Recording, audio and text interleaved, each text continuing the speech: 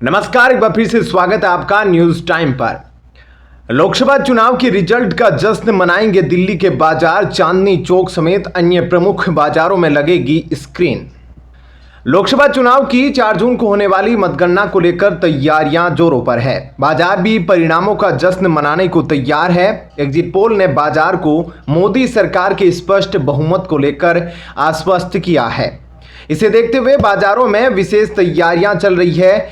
LED screen लगाकर परिणामों का सुबह से लाइव प्रसारण के साथ जश्न की तैयारी है। वहीं साथ ही मुंह मीठा कराने के लिए मिठाइयों के ऑर्डर भी दिए जा रहे हैं। प्रचार में जुट रहे नेताओं को भी सम्मानित करने पर जोर है। एग्जिट पोल ने प्रधानमंत्री नरेंद्र मोदी को लगातार तीसरी बार बहुमत से सरकार बनाने की भविष्यवाणी की है। किसी पोल में भाजपा नित राष्ट्रीय जनतांत्रिक गठबंधन 400 पार का आंकड़ा भी दिखाया जा रहा है। बाजार इसे अर्थव्यवस्था के लिए काफी सकारात्मक मान रहा है, क्योंकि इससे सरकार की ओर से चल रहे आर्थिक सुधार के कदमों को गति मिलेगी। साथ ही मेक इन इंडिया व स्टार्टअप इंडिया जैसे अभियानों से देश की अर्थव्यवस्था को उछाल मिलेगा। जीएसटी के साथ ही बैंक के कारोबारियों को सस्ते ऋण में आने वाली परेशानियों में भी राहत मिलने की उम्मीद है। वहीं confederation of all India traders के प्रदेश महासचिव देवराज बवेजा के अनुसार बाजार इस चुनाव में काफी आस लगाए हुए हैं, क्योंकि पिछले 10 वर्षों में देश का विकास अतुलनीय है। इसे और आगे जाना है। इसके लिए जरूरी है कि देश में स्थिर और निर्णायक सरकार हो। इसलिए बाजार ने एग्जिट पोल के रुझानों को सकारात्मक तरीके से लिया है। वह भी परिणामों का जश्न मनाने को तैयार है। उन्होंने बताया कि इसलिए भी महापर्व के परिणामों को लेकर कारोबारियों में दिलचस्पी है। चांदनी चौक, सदर बाजार, चावड़ी बाजार, करोल बाग, साउथ एक्स व मयूर विहार समेत राष्ट्रीय राजधानी के करीब 20 से अधिक प्रमुख बाजारों में एलईडी स्क्रीन लगाकर चुनाव परिणामों का लाइव प्रसारण किया जाएगा। इसके लिए बाकायदा लोगों के बैठने और पेयजल की व्यवस्था भी की जाएगी। फेडरेशन ऑफ सदर बाजार ट्रेडर्स एसोसिएशन फेस्टा के महासचिव राजेंद्र शर्मा के अनुसार अभी देश जिस स्थिति में खड़ा है वह निर्णायक स्थिति है। उसमें देश को आगे ले जाने वाली सरकार चाहिए, जिसके लिए बड़े सुधारवादी फैसले जरूरी है। इसलिए मजबूत सरकार जरूरी है। उन्होंने कहा कि व्यापारियों ने सारे तथ्यों को ध्यान में रखकर मतदान किया है। अब हम सभी उसका जश्न मनाने को तैयार है। बाजार में स्क्रीन लगाई जाएगी। दिल्ली हिंदुस्तानी मर्केंटाइल एसोसिएशन के महासचिव श्री भगवान बंसल ने कहा कि चांदनी चौक में बड़ी एलईडी स्क्रीन लगाकर कपड़ा कारोबारी महापर्व का जश्न मनाएंगे। भाजपा की विजयी कामना को लेकर सुंदरकांड पाठ चांदनी चौक सहित दिल्ली की सभी 7 सीटों पर भाजपा की जय विजय की कामना के साथ मतगणना की पूर्व संध्या पर दिल्ली में कई स्थानों पर सुंदरकांड पाठ का आयोजन किया जा रहा है। सोमवार की शाम में कई मंदिरों और घरों में ये आयोजन होंगे, जिसमें सुंदरकांड का पाठ व श्री हनुमान चालीसा का गान आयोजित किया जाएगा। चलिए अब बढ़ते हैं अगली बड़ी अपडेट की तरफ। 13 को नोटिस, 6 को फटकार, तो इन नेताओं के प्रचार पर लगी रोक। लोकसभा चुनाव में जमकर चला ईसी का डंडा। लोकसभा चुनाव 2024 का शोर अब खत्म होने को है। 4 जून को मतगणना के साथ ही नई सरकार का चेहरा साफ हो जाएगा। मतदान के दौरान चुनाव आयोग ने आचार संहिता उल्लंघन के मामले में नेताओं पर जमकर एक्शन लिया। आयोग ने 14 शिकायतों में से 13 पर भाजपा, कांग्रेस समेत कई पार्टियों को नोटिस जारी किए। इसमें पीएम नरेंद्र मोदी और राहुल गांधी के नाम भी शामिल है। 6 मामलों में नेताओं को फटकार लगाई तो 3 नेताओं के चुनावी प्रचार पर भी प्रतिबंध लगा दिया। 7 चरणों में मतदान के लिए 2.5 महीने तक चला प्रचार अभियान 30 जून को समाप्त हो गया था। चुनाव आयोग की वेबसाइट पर उपलब्ध जानकारी के अनुसार चुनाव आयोग ने 14 मामलों में एक्शन लिया, जबकि 13 में नोटिस जारी किए गए। एक मामले में चुनाव आयोग ने कांग्रेस नेता और तेलंगाना के मंत्री कोंडा सुरेखा को सीधे तौर पर फटकार लगाई थी। इस प्रकरण में बीआरएस द्वारा आयोग को शिकायत मिली थी। जानकारी के अनुसार सुरेखा पर बीआरएस नेता केटी रामाराव पर व्यक्तिगत हमले किए गए। उन्होंने बीआरएस नेता केटी रामाराव पर फोन टैपिंग का आरोप लगाया था। वहीं चुनाव आयोग ने 14 मामलों में से 5 मामलों में भाजपा नेताओं को नोटिस जारी किए, जबकि 4 मामलों में कांग्रेस नेताओं को नोटिस जारी किए गए। बाकी मामलों में एक टीडीपी, आप, वाईएसआरसीपी, बीआरएस और टीएमसी के खिलाफ नोटिस जारी किए गए। इन 14 मामलों को या तो सीधे चुनाव आयोग द्वारा उठाया गया था या राज्य के मुख्य निर्वाचन अधिकारियों द्वारा आगे बढ़ाया गया। पहली बार चुनाव आयोग ने आचार संहिता उल्लंघन के लिए पार्टी के स्टार प्रचारकों को सीधे नोटिस भेजने के बजाय पार्टी अध्यक्षों को नोटिस जारी किया। 25 अप्रैल को चुनाव आयोग ने प्रधानमंत्री नरेंद्र मोदी के खिलाफ शिकायतों के संबंध में भाजपा अध्यक्ष जेपी नड्डा और कांग्रेस अध्यक्ष मल्लिकार्जुन खड़गे को उनके और कांग्रेस नेता राहुल गांधी के खिलाफ शिकायतों के संबंध में नोटिस जारी किया गया था। चुनाव आयोग ने कुछ शिकायतों के आधार पर नेताओं को फटकार लगाई। इसमें भाजपा नेता और पश्चिमी बंगाल से उम्मीदवार दिलीप घोष, कांग्रेस नेता सुरेखा और सुप्रिया श्रीनेत, वाईएसआरसीपी प्रमुख वाईएस जगन मोहन रेड्डी, टीडीपी प्रमुख एन चंद्रबाबू नायडू और टीएमसी नेता हुमायूं कबीर शामिल थे। वहीं कांग्रेस नेता रणदीप सुरजेवाला को मथुरा से भाजपा उम्मीदवार हेमा मालिनी के बारे में की गई टिप्पणी के लिए 48 घंटे के लिए प्रचार करने से प्रतिबंधित किया गया था। दिलीप घोष और श्रीनेत के खिलाफ भी इसी तरह की कार्रवाई महिला नेताओं पश्चिमी बंगाल की सीएम ममता बनर्जी और मंडी से भाजपा उम्मीदवार कंगना रनौत के खिलाफ टिप्पणियों के कारण की गई थी। एक अन्य भाजपा उम्मीदवार और कलकत्ता हाईकोर्ट के पूर्व न्यायाधीश अभिजीत गंगोपाध्याय को ममता बनर्जी पर अशोभनीय टिप्पणी के लिए 24 घंटे का प्रचार प्रतिबंध लगाया गया था। चलिए अब बढ़ते हैं अगली खबर की तरफ। चुनाव आयोग की प्रेस कॉन्फ्रेंस, चुनाव आयुक्त बोले देश के चुनाव ऐतिहासिक। लोकसभा चुनाव के परिणामों के ऐलान से एक दिन पहले चुनाव आयोग प्रेस कॉन्फ्रेंस कर रहा है। इस दौरान मुख्य चुनाव आयुक्त राजीव कुमार ने कहा कि हमने चमत्कार कर दिखाया है, देश के चुनाव ऐतिहासिक रहे हैं।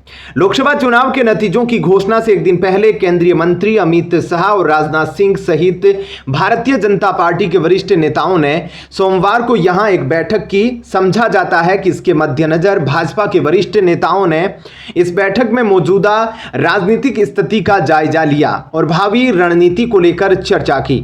भाजपा अध्यक्ष जेपी नड्डा की मौजूदगी वाली इस बैठक को लेकर पार्टी की ओर से कोई आधिकारिक बयान नहीं आया है, लेकिन समझा जाता है कि पार्टी के वरिष्ठ नेताओं ने विपक्ष से मुकाबले की रणनीति पर भी मंथन किया। इससे पहले भाजपा के एक प्रतिनिधि मंडल ने रविवार को निर्वाचन आयोग का रुख किया था और कांग्रेस और उसके सहयोगियों पर भारत की चुनावी प्रक्रिया की अखंडता को कमजोर करने की कोशिश करने का आरोप लगाया था। वहीं केंद्रीय मंत्री और उजियारपुर लोकसभा सीट से भाजपा के उम्मीदवार नित्यानंद राय ने कहा, एनडीए 400 पार करेगी।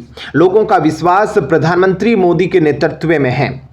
नरेंद्र मोदी तीसरी बार प्रधानमंत्री बनेंगे। उनके विपक्ष, उनके दावों में कोई दम नहीं है।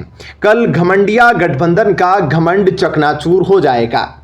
वहीं कर्नाटक में मंत्री प्रियंक खड़गे ने कहा, यह एग्जिट पोल मीडिया और मोदी की कल्पना है। हम जनता के पोल का इंतजार कर रहे हैं। हमने 1 महीना इंतजार कर लिया है, तो एक और दिन से क्या हो जाएगा। यह चुनाव मोदी की आर्थिक असमानता नीति, भाजपा सरकार के संविधान विरोधी रुख के खिलाफ है। इसमें कोई संदेह नहीं कि हमें 295 सीटें मिलेगी। वहीं लोकसभा चुनाव के 7 चरणों के मतदान के बाद 4 जून यानी कल मतगणना होने वाली है। चुनाव आयोग उससे पहले आज दोपहर 12:30 पर प्रेस कॉन्फ्रेंस कर रहा है। यह शायद पहली बार है जब आयोग ने चुनाव खत्म होने पर प्रेस कॉन्फ्रेंस बुलाई। 19 अप्रैल को शुरू हुए 7 चरणों का चुनाव 1 जून को खत्म हुआ।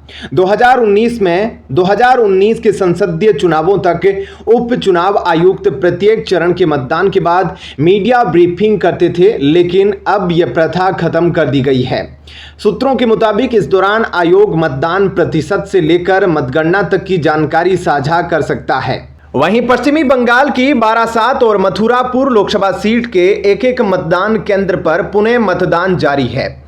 मतदान सुबह 7 बजे शुरू हुआ और शाम 6 बजे तक चलेगा। जिला निर्वाचन अधिकारियों और संबंधित पर्यवेक्षकों की रिपोर्ट के आधार पर रविवार को पुनः मतदान का निर्णय लिया गया। दोनों लोकसभा क्षेत्रों में 1 जून को मतदान हुआ था। चलिए अब बढ़ते हैं अगली बड़ी अपडेट की तरफ। हिमाचल प्रदेश में लोकसभा चुनाव में 71% मतदान, यह संसदीय क्षेत्र रहा अव्वल। लोकसभा चुनाव में हिमाचल प्रदेश में 71% मतदान हुआ है। राज्य निर्वाचन आयोग ने इसके आंकड़े जारी किए।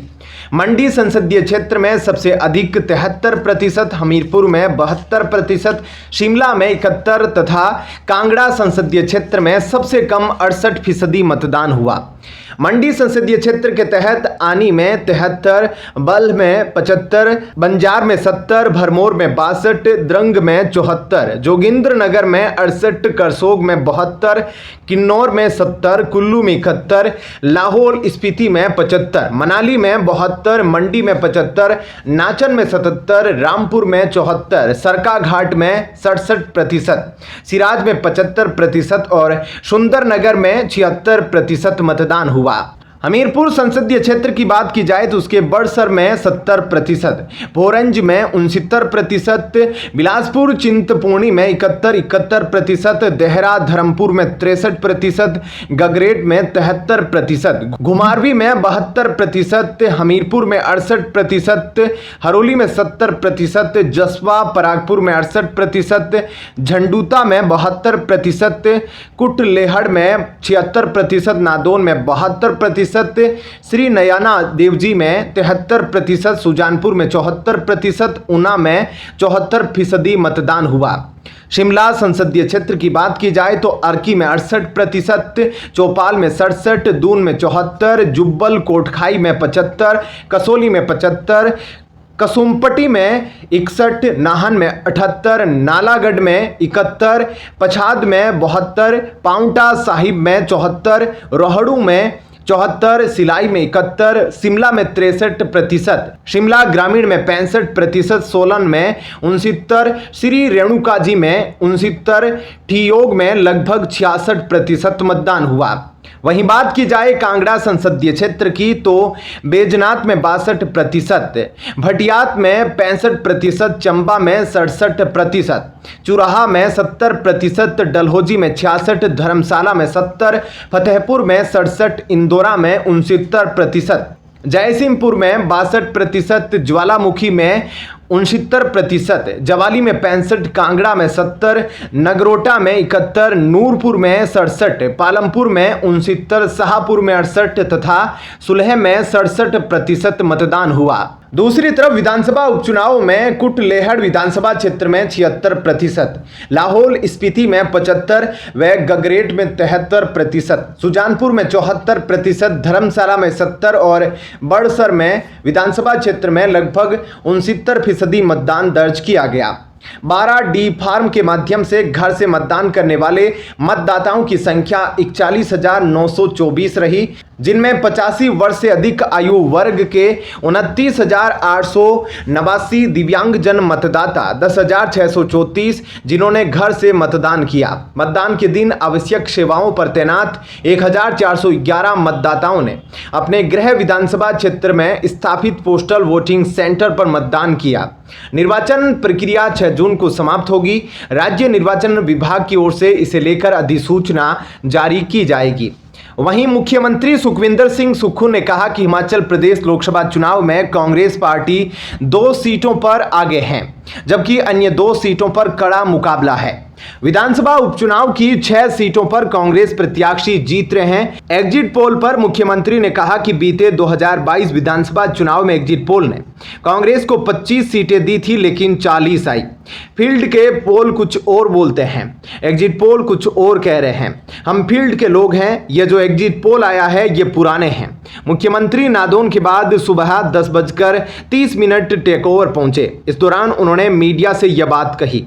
सीएम ने कहा, हमें पता है लोगों का रुझान कांग्रेस के प्रति है।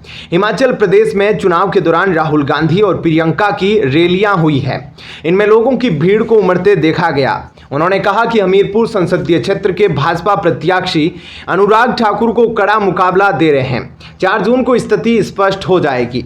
वहीं मुख्यमंत्री सुखविंदर सिंह सुक्खू ने ओक ओवर पहुंचकर कार्यकर्ताओं से मुलाकात की। इस दौरान उन्होंने 4 संसदीय क्षेत्रों और 6 विधानसभा क्षेत्रों पर हुए चुनाव के बारे में चर्चा की। दिन भर ओक ओवर में कार्यकर्ताओं की भीड़ उमड़ी रही। उन्होंने कार्यकर्ताओं को बताया कि चुनाव परिणाम कांग्रेस के हक में ही आएंगे। चलिए अब बढ़ते हैं अगली बड़ी अपडेट की तरफ। आज इलेक्शन कमीशन की प्रेस कॉन्फ्रेंस, मतदान प्रतिशत से लेकर मतगणना की जानकारी। जी हां, लोकसभा चुनाव के 7 चरणों के मतदान के बाद 4 जून यानी कल मतगणना होगी। चुनाव आयोग उससे पहले आज दोपहर 12:30 पर प्रेस कॉन्फ्रेंस कर रहा है। चुनाव आयोग लोकसभा चुनावों की मतगणना से ठीक एक दिन पहले सोमवार को प्रेस कॉन्फ्रेंस करेगा। यह शायद पहली बार है जब आयोग ने चुनाव खत्म होने पर प्रेस कॉन्फ्रेंस बुलाई है। 19 अप्रैल को शुरू हुए 7 चरणों का चुनाव 1 जून को खत्म हुआ। 2019 के संसदीय चुनावों तक उपचुनाव आयुक्त प्रत्येक चरण के मतदान के बाद मीडिया ब्रीफिंग करते थे, लेकिन अब यह प्रथा खत्म कर दी गई है। सूत्रों के मुताबिक इस दौरान आयोग मतदान प्रतिशत से लेकर मतगणना तक की जानकारी साझा कर सकता है। इससे पहले रविवार को चुनाव आयोग ने कांग्रेस महासचिव जयराम रमेश से उनके आरोपों पर तथ्यात्मक जानकारी और विवरण मांगा। रमेश ने अपने एक एक्स पोस्ट में आरोप लगाया था कि मतगणना से कुछ दिन पहले केंद्रीय गृह मंत्री अमित शाह द्वारा 150 जिला अधिकारियों को फोन कॉल किए गए थे। आयोग ने आगे की जरूरी कार्रवाई के लिए रमेश से 2 जून की शाम तक जवाब मांगा था। लोकसभा चुनाव के लिए 19 अप्रैल को शुरू हुई 7 चरणों की मतदान प्रक्रिया शनिवार को समाप्त हो गई। मतदान संपन्न होने के साथ ही तमाम एजेंसियों के एग्जिट पोल सामने आ गए। सभी सर्वेक्षणों में भाजपा के नेतृत्व वाले राष्ट्रीय जनतांत्रिक गठबंधन को प्रचंड बहुमत मिलने का अनुमान जताया गया। इनमें सत्तारूढ़ गठबंधन राजग के तमिलनाडु और केरल में अपना खाता खोलने का अनुमान है। इसके साथ ही कर्नाटक में एक तरफा जीत हासिल करने का अनुमान जताया गया है। 2 सर्वेक्षणों ने भाजपा को 2019 के लोकसभा चुनाव में जीती 303 सीटों से अपनी संख्या में सुधार की भविष्यवाणी की है। अगर एग्जिट पोल सही साबित होते हैं तो प्रधानमंत्री नरेंद्र मोदी देश के पहले प्रधानमंत्री जवाहरलाल नेहरू के बाद लोकसभा चुनाव में लगातार तीसरी बार जीत हासिल करने वाले एकमात्र प्रधानमंत्री बन सकते हैं। ऐसे में क्या कहना है आपका इन खबरों को लेकर? कमेंट सेक्शन में अपनी राय जरूर बताएं। वीडियो को लाइक शेयर जरूर कीजिएगा। धन्यवाद। जय हिंद।